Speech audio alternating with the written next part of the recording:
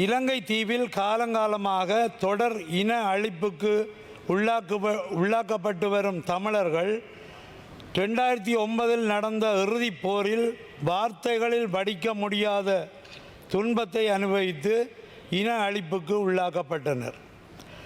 இறுதிப் போரின் பலிகள் இன்னும் ஆறாத நிலையில் அப்போரில் தமது உறவுகளை இழந்த ஏராளமான மக்கள் இன்னும் தம் உணர்வுகளுடன் நடைப்பணங்களாக வாழ்ந்து வருகின்றனர்.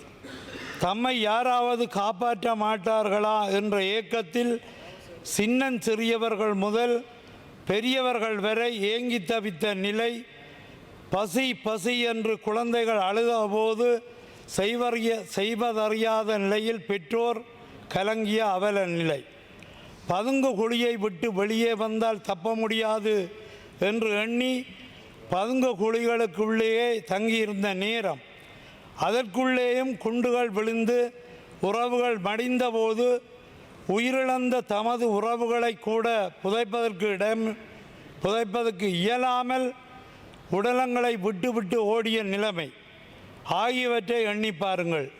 லட்சக்கணக்கில் தமிழ் உறவுகளை பலிகொண்ட அந்த பேரவலம் தமிழ் தேசிய இனத்தின் கூட்டு மன உளவியலில் மாபெரும் தாக்கத்தை ஏற்படுத்தியது என்பதில் மாற்று கருத்து இல்லை.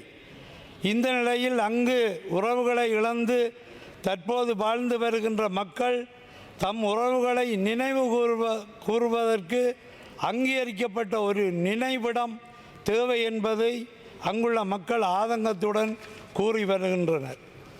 உயிரிழந்தவரை நினைவு கொள்ளும் விதத்தில் உலகின் மூத்த குடிகளில் ஒன்றான தமிழ் இனம் மிக உயர் நாகரிக பண்பாடுகளை கொண்டுள்ளது.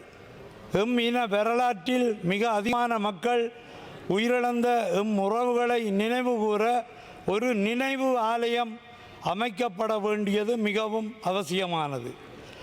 ஆழிப்பேரலையால் உயிரிழந்த மக்களுக்கென முல்லைத்தீவில் மட்டுமல்ல பல இடங்களில் நினைவு மண்டபம் கட்டப்பட்டு அதில் உயிரிழந்த ஒவ்வொருவருடைய பெயரும் குறிக்கப்பட்டுள்ளது. இது காலகாலத்துக்கும் உயிரிழந்தோரின் உறவுகளையும் சந்ததியினரையும் நினைவு கூற வழி சமைக்கின்றது.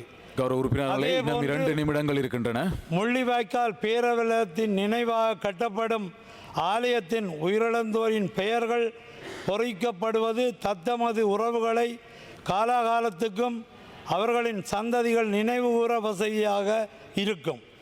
எம் இனத்தின் பண்பாட்டையும் பிரதிபலிப்பதாக அமையும். தேசிய அவலத்தின் சாட்சியாக நினைவு ஆலயம் முள்ளிவாய்க்காலில் மே 18 நினைவு கூறும் இடத்தில் அமைக்கப்பட வேண்டும். இறந்தவர்களை நாம் அடக்கம் செய்யும் போது கல்லறைகளை அதன் மேல் அமைக்கின்றோம்.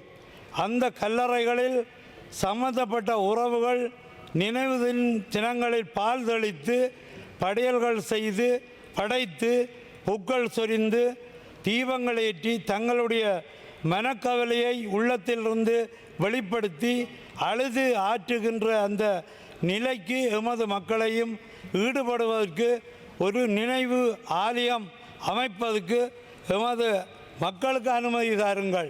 தயவு செய்து கேட்டுக்கொள்கின்றேன்.